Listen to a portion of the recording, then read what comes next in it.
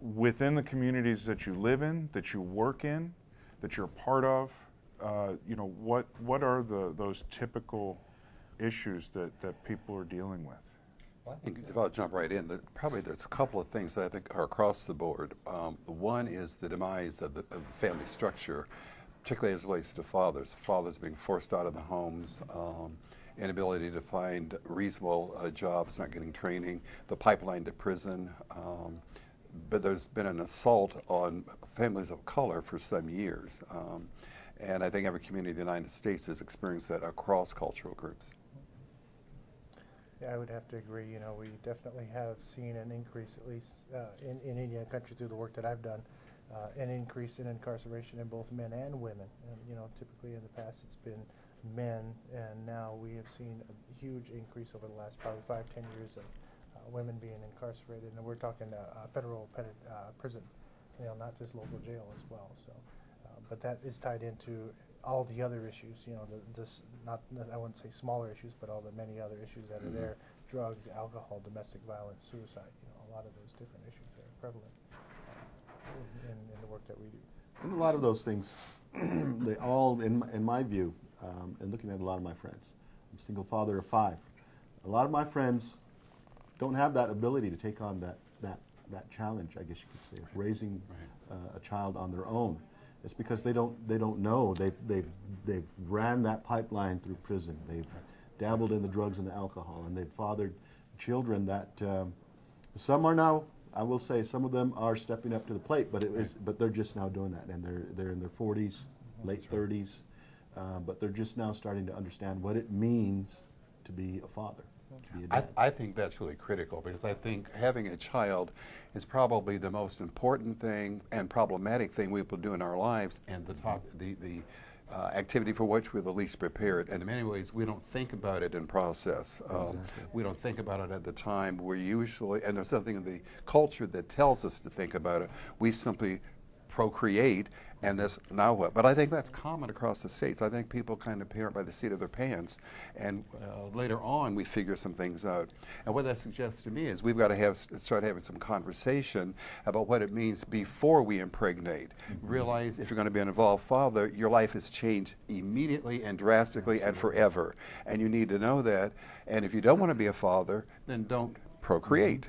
Use protection, be sexually responsible until you are ready. But we don't have those conversations until, as you're saying, those men are 40. And they can then begin to get it. They don't probably want any more kids anyway. But we have to have the conversation with 8 and 9 and 10 and 12-year-olds, and we've got to model behavior. Oh, yeah. I think one of the big things I hear from a lot of my dads is a lot of dads just feel that the system doesn't really offer supports to them. A lot of dads feel invisible.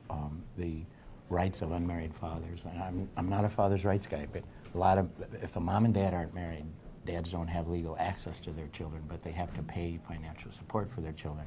And I understand that dads need to support their children, but to not be able to raise that child, not to have access to that child, I think the system itself just has a lot of biases. And I was just at an event just last week. There were 2,400 people at the Kroc Center, and there was a child that was lost, and they made the announcement, there's a motherless child here. Yes. And I just got sad, and I thought, yes, that child is lost, but why do they perpetuate that this child has no mother, but don't even think about the dad? So part of it is the invisibility of the system that doesn't expect much of dads. Part of it is the system doesn't provide many supports for dads. I'm not saying they have to have as many as they do for moms, but have something there that says fathers are welcome, have a man's face, have staff that understand paternal instincts and that understand the psychology of men. And you're going to have more guys coming asking for help once they get over that barrier. But the system has to say men are worthy as fathers to receive assistance. And it's not a threat to moms. It's an embellishment, and it helps the whole family. At least it should be that way. Yeah, I think a lot of mothers may not see it as anything more than a threat. But I think you're absolutely right. And I think this has been a problem for quite a while.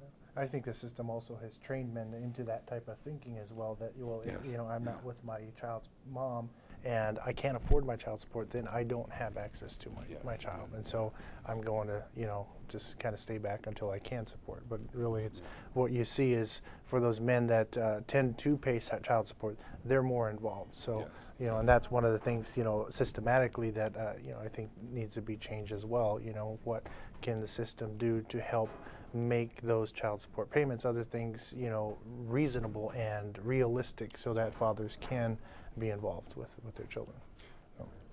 You know, there are other things too. Hey, sitting here thinking about, you know, the scenario or the what happened there. I thought about this, and it was my daughter who actually brought this to my attention. She says, "Dad, how come dads aren't more visible in media?" And I said, "What are you talking about?" She says, "I watched Toy Story with my younger daughter." She says, "And I noticed that they never had a dad. It was always the mother that the child was referring to. It was always, there was never a father there." And I thought, you know, that's true in all three of those movies. And I started to notice other things as well. And I thought to myself, well, it's no wonder that there's, you know, you have the system out there. You have that where single fathers are not portrayed until recently. You have some sports figures saying, "Yeah, you know, I care for all of my kids. You know, this is an image that I have, but that doesn't mean that I don't take upon my responsibilities as a father." And the story that we just heard up here in the conference, he's a rapper. He was on the verge of maybe going, you know, worldwide. And he had the tattoos, and he had the earrings, and he had the glasses, and he had the watch, and, you know, I don't know if he had a pinky ring, but, you know, that would have been cool. But I thought to myself, there is someone who you would, you know, the image, he's not portrayed as, his image is not someone that you would usually see as a caring, loving father. And when you got to know him, that's exactly what he was. And I take a look at my friends, and some of those friends of mine, and they are the same way. They look that way. They have the tattoos. They have the piercings. They have all of those things. But they're starting, like I said, to realize what it is to be a father, what it is to care for their child. So that imagery, that's critical. That's critical. A lot of these things are symptoms of an issue that we have. Where did this start? I mean, what's missing today? How do we go from, use media as an example, how do we go from my 3 sons to, you know, or Full House even, you know, bringing it up through the 80s, to something like you just described, where, you know, today we have shows where the dad is non-existent. I mean, Toy Story, you don't even hear about Dad. It's not that he's not in the picture. You just don't hear about him. Or he's a buffoon. That's the other big one. that's, Whether it's on The Simpsons or on any of the shows, the dads are a buffoon. That a lot of times it's showing a mom telling dad how to be a dad. That's right. That's right. So but that's the culture, because essentially, and I'll have to blame my discipline for part of that, because psychology is a big problem in terms of denying the worth, the value of men in home. Children are the primary prover of mothers. For any of the men any of the populations we've ever worked with, it is highly unlikely you would hear somebody say, "I don't have a father. I don't have a mother." But I hear people, males and females, saying all the time, "I don't have a father." And I said, unless your father's deceased, you have a father. You had a father if he's deceased. But to say, "I don't have a father," what is that about? And I don't hear that about mothers. I think what we have to do is to start to have a real honest dialogue about what that is about. The other piece that I think fits in with men of color, at least, is that if in fact we're talking about fathers' primary responsibility as financial provision for families, you've locked out a huge population, because essentially they're talking about middle-class white norms, and that doesn't fit us. So even as my father worked his life as a janitor, hell of a good father, but if I look at that criteria, he wasn't good. He didn't make the money that's required. So we've got to start thinking about that conversation in different ways, because those men who are pushed out of the culture or pushed out of the society in terms of learning potential still are adequate fathers. I would argue, in fact, the more important thing is to learn how to take care of your kids. I have no argument like you about the need to financially provide. But for me, that's really secondary in terms of what fathers are about. So the men I work with, that's my message to them. Yes, I want you to work. Yes, you have to pay bills, but you need to love that child. You need to nurture. You need to be in close proximity. You need to parent on a daily, ongoing basis. And I think that's exactly what needs to happen in terms of educating not only the men but society as a whole, in that how important involvement is for these men to not just provide financially, but really to be able to live with their children, to interact with their children, to be aware of what's going on in the lives of their kids, because kids are great at hiding things.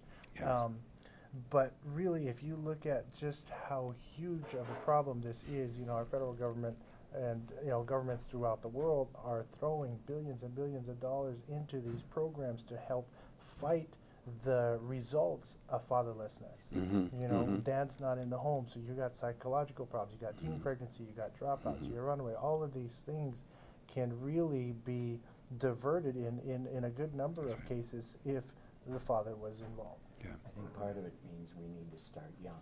When I was in Minnesota, one of the things we tried to do was try to get the state legislature to require that all school districts offer 1 semester of parent education and child development. Not that students had to take it, but if you offer parent education and child development, and then you find the indigenous leaders, some of the guys on the athletes or whoever, and have them start taking it at a young age, that being a father isn't just an accident, but it's something you prepare for and you aspire to. And when I talk about starting young, when my daughter, who's now 18, was her second Christmas, she was 16 months old, I'd ordered her a tape from Hasbro that had 6 songs on it. And one of the songs was the alphabet song. A is for apple. I'm not going to try and sing. B is for baby.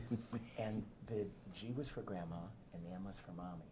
But in the alphabet song, the whole 26 letters, the D was for doggy, the P was for puppy. In the 26 letters, I listened to it with my daughter, and she liked it. And I went through a second time. Not one letter in the alphabet had a representative father. There was mom and grandma, but no dad or papa. And I just got so sad, and then I got frustrated that you would have a tape that they'd send to children that wouldn't expect a father's presence. So the system is part of the problem.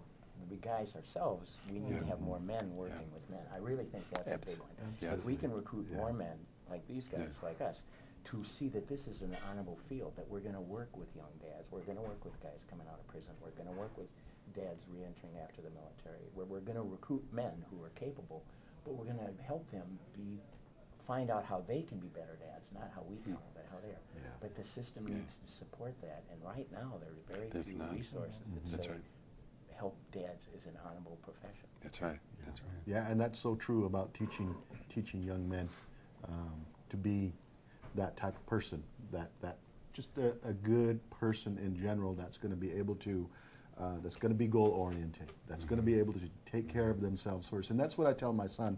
My son is 19 years old, and he has a girlfriend. And I told him, be careful of what you do when you're alone together. I said, I know that you're gonna spend time together, you're gonna be alone, and that's okay. That's gonna happen. That's a choice that you make. But be conscious of the choices that you make when you start to become intimate together. Yes. And I told him why. I said, I'm gonna tell you why. When you get to that point where you're intimate with a woman, I said, there's so much more than just the act. That's right. And there's so much more than just, oh yeah, I did it. I have a girlfriend. This is her. I'm going to show her off. It's much more than that. There's a lot. There's feelings that come and that are shared between the both of you. I said, if you're not able to handle those feelings on your part as a man, it's going to be difficult for the relationship to grow and to work. That's right. And you become part of a problem. Yes, and you become part of the problem, and eventually you'll break, and you'll go. And whether you decide to become bitter from the breakup or learn from it, that's a choice that you're going to make. But I tell him, I said, I'm sitting here telling you, you need to learn from every experience that you have, so that when you do find, and I told him, I said, I'm not saying that she isn't the one. I said, but if you should decide to move on to another relationship, at least you'll know not to make the same mistakes, or at least be aware of what happened in the one previous. Pacer, you mentioned that you're raising your son, and the things that we, as men, we're supposed to teach our sons, and from a cultural perspective, those are things that are not in place anymore. The ceremony, even just down to teaching your child, your son how to do the craft work, those types of things. You know, the Yeah, rites of yes, passage yes, they're missing yes, throughout all Yeah. cultures, and that you know, plays a huge role in what my Absolutely. role as a young man transitioning into a male adult. What my responsibility is, not just to myself or to my family, but really to the community. That's right. You know, to the That's rest right. of everybody else. You know, Absolutely. where do I fit in, and what does that mean? That's not there anymore. Oh, yeah. I'm reminded of, I'm dating myself now, but I remember April 4 of 1967 when my oldest daughter was born, and the reaction I had. And I'm sitting there looking at this. Look at this perfect human being. Look at this perfect hand. Look at this perfect nose, etc. And it hit me. I can't be the only man in the world that has those feelings. And I was in graduate school at the time. So I decided I was going to pursue my graduate training looking at fathers. And this is 1967. I was told, and this is, memory is getting kind of raggedy as I'm aging, but something along the line, it's interesting, but it's not really valuable for you. It's not a viable area of clinical inquiry. End of story. So I did a piece of mundane research to get my doctorate, and immediately started working with fathers and rendered the same thing. So in 1970, I started my work with fathers, and there was huge walls every step I took, except the men came in. So the wall was not with the men. The wall was with other things out there. I mean, I never ran across a man that indicated he did not love his child.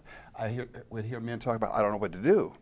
The hospitals didn't train, they will train mothers, young mothers. They don't train fathers. So I kept trying to push on that. Still pushing on it. It's like 80 years later, we're having the same conversations and the same problems. So the society at large is really not interested in pushing the agenda, so it really does behoove us to do that. So we talked a little bit about culture and tradition, and in some regards, indigenous peoples.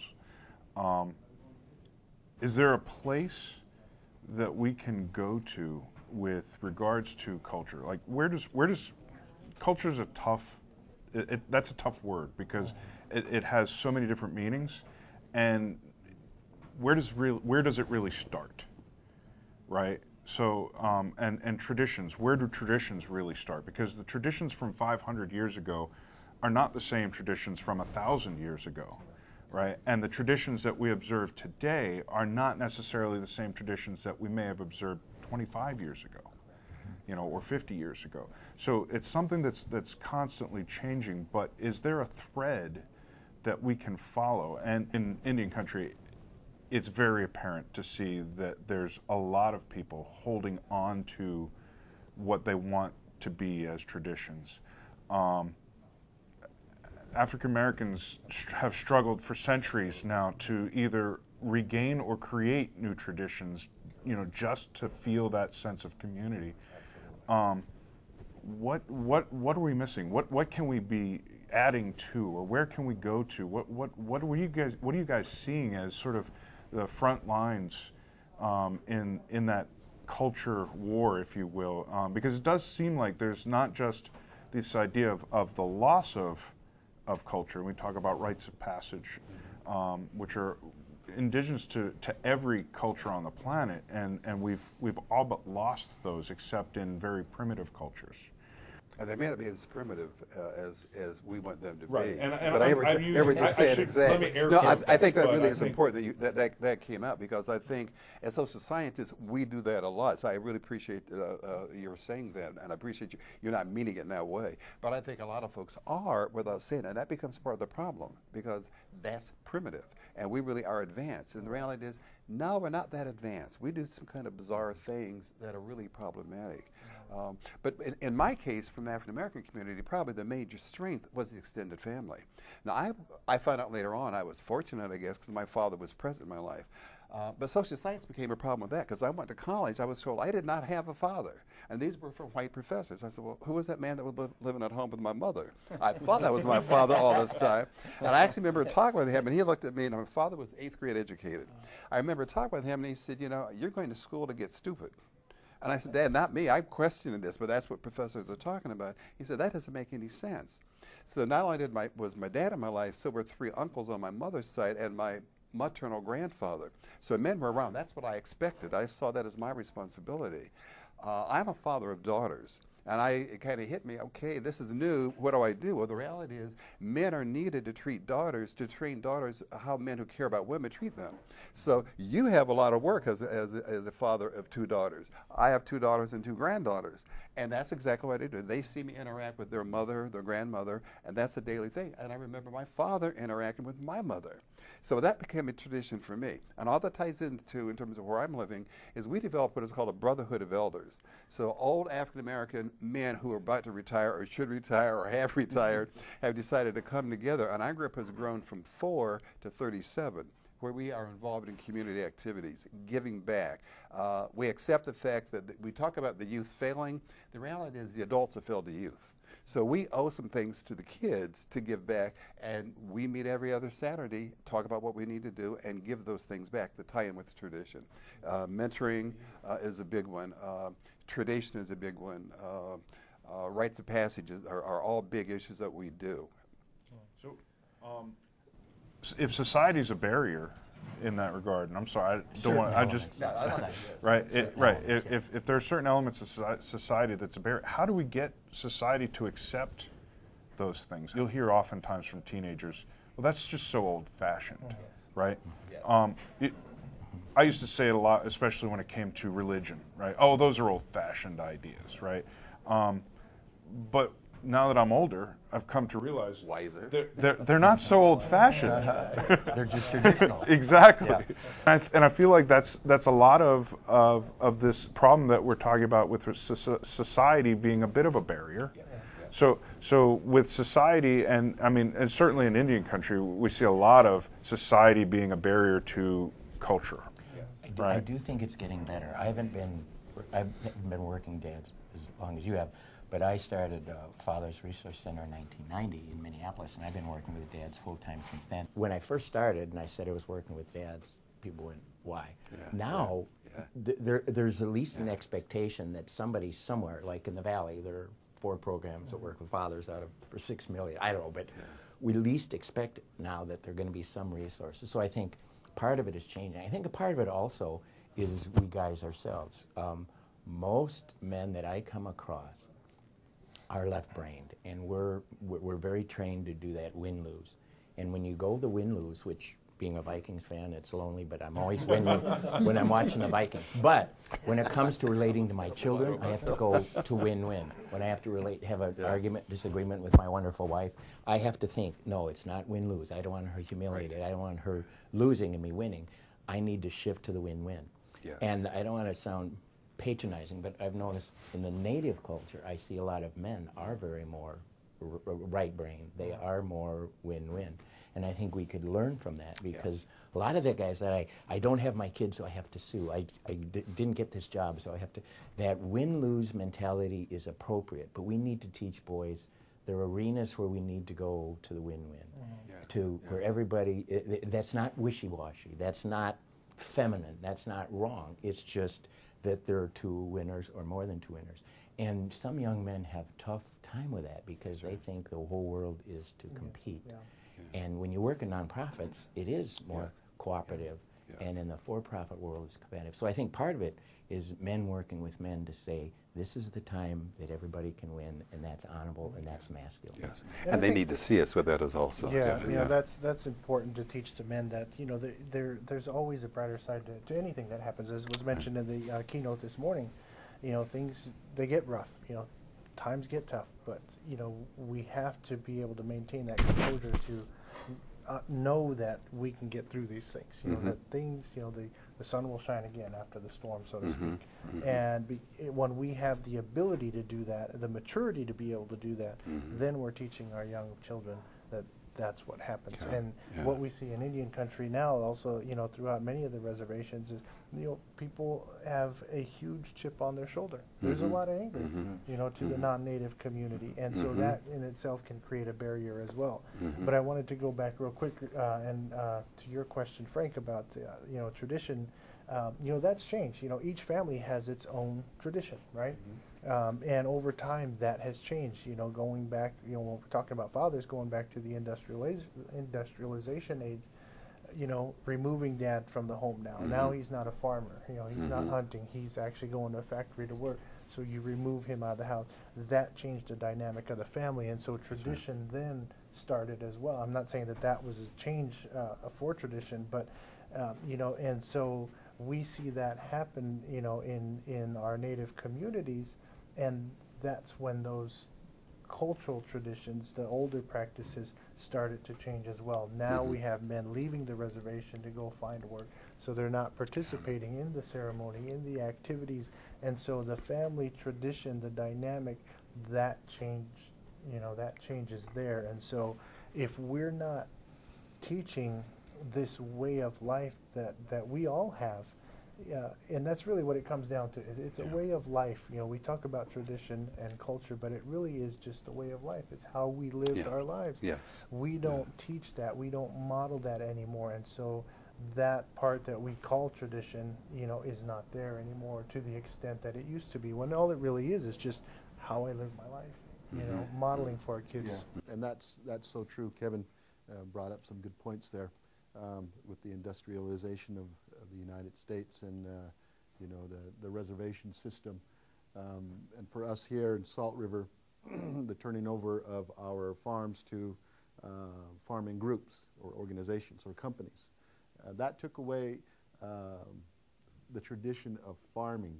The men were farmers first, and we used that role to teach our sons, to teach our children, and also to remind ourselves that what we're doing is part of a larger system, and that included women, and that including accepting them and honoring their role in raising the children. And that's something that you just don't see. People do walk around with the chip on their shoulders. There's the frustration and the anger, frustration at the system, frustration at, you know, not being able to see their child when they want to because of a court order. All of those things that, those traditions that have been removed. You see traditions coming back for the girls. My daughters participated in their coming out ceremonies. A lot of their friends are doing that now. But for my sons, there was never really anything. And there isn't anything. And it wasn't until actually we came to this conference, and we had the presentation from the group down from Tohono-O'odham, who started making that run back to the Sea of Cortez for our men, our young men. And we, it turned out my oldest son's girlfriend is from Tohono-O'odham, and she knows some of those people that have made that trip. And we sat there and talked about it one night. And I told him, I said, I'd like for you to do that. And he says, why? I said, because that's what it was. That's what was needed in order for you to become a man. And we talked further. But I told him, I said, you know, the traditions, everything, the word himdak and doishish for the pipash, himdak for the autumn, way of life.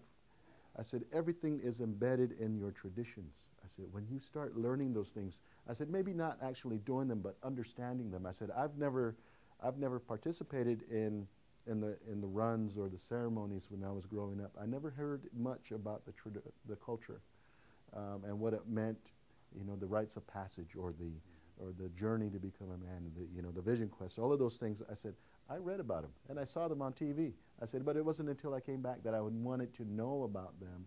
I said, and it wasn't until I married your mother and we both sat down, and even though we were both LDS, we attended church regularly.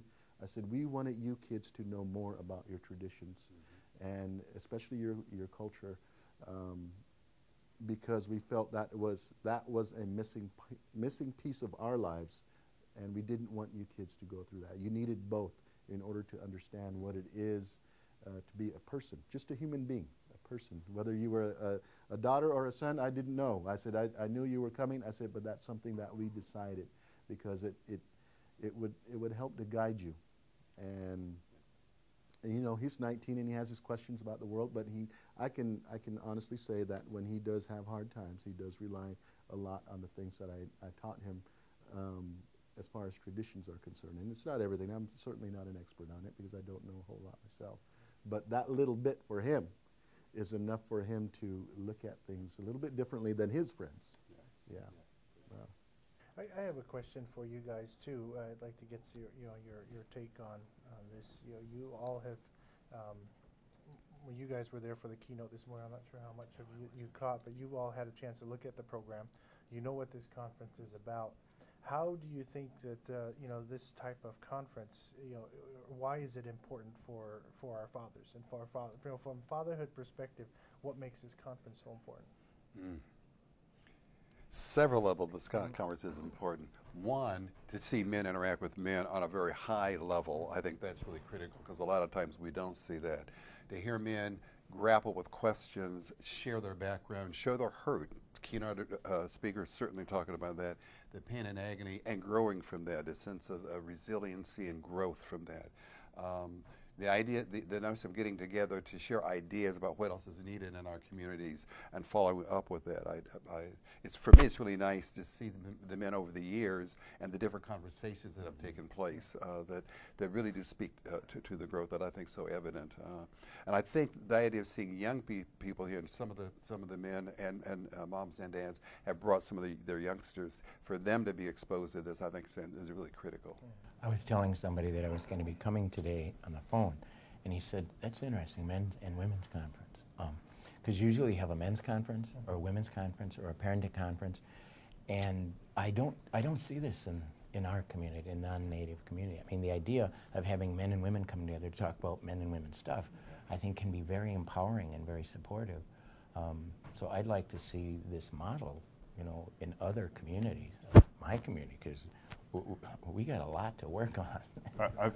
I've said that to Kevin many times, in that this is unique, and I think that if we are still talking about how society views men, and that even Native cultures and African American individual cultures are still affected by the society at large, that society, if it's truly a sort of white middle class society, needs to be part of that conversation. They need that education as well. I think that even people like myself who have been there for my family, and and try to educate myself as a father, still have something to learn, and B, have something to teach. Oh, what you said there, I think, is so critical. I think that other community can learn a lot from us, and I think that gets missed a lot. I think that our journeys, our conversations, the things that we've survived, I think the entire culture can learn from that, and would be nice if they attended to it and then did things differently themselves, because we don't have to keep making these same mistakes. Once we commit to growth, we can do things differently. Absolutely. Sharing is sharing between cultures it can only strengthen you, and that's one thing that I stress for my nieces and my nephews, as well as my own kids. Go out into the world, go out and do the things that you wanted to do when you were a young child. Learn about others. Learn about what it is. My daughter, she's just now coming out of her shell. She went to a meeting. She didn't know anybody, and the one friend that she was going to be going with, ended up backing out. And I told her, I said, it's just an opportunity for you to make friends and to learn about others. Yes, Don't be afraid of that, and let them know about you as well. Yeah. And that's something I think, speaking from my experience in working with different Native tribes, and that can be difficult sometimes, and that's something that I mentioned this morning when talking to the audience, and going out there and meeting new people and not being so clammed up. And I see that, as in our communities as a whole, sometimes we don't, as a community, go out and, meet other people. We stay to ourselves, and that creates barriers for ourselves, so we create our own barriers sometimes, essentially. Individually, to each other, since we're talking about learning from each other, what is one thing that you would want to know more about, or one thing that you've taken from each other that you would so what question, Neil, would you have to ask Pacer about his community, or what he does within that structure of being a father that would be helpful in what you do? And likewise, Pacer, the same for you. If we can somehow make that happen in 2 minutes, but Well, I guess one thing is, when I'm working with fathers of whatever culture, I try to look for the common threads that we would agree are respect for the child's mother, respect for our children. I try and find things that are not going to be offensive, not going to be patronizing, not going to be making assumptions, like that term primitive, that the dominant culture can really hurt people who are not from that. So part of it is I just continue to ask people, what are the focuses that you see are the needs in the community when we're working with fathers? That we've talked about the barriers, but I want to look at the enabling parts. What are the empowering parts that help dads? So I guess that's what I would continue to ask. And then how can we do that together?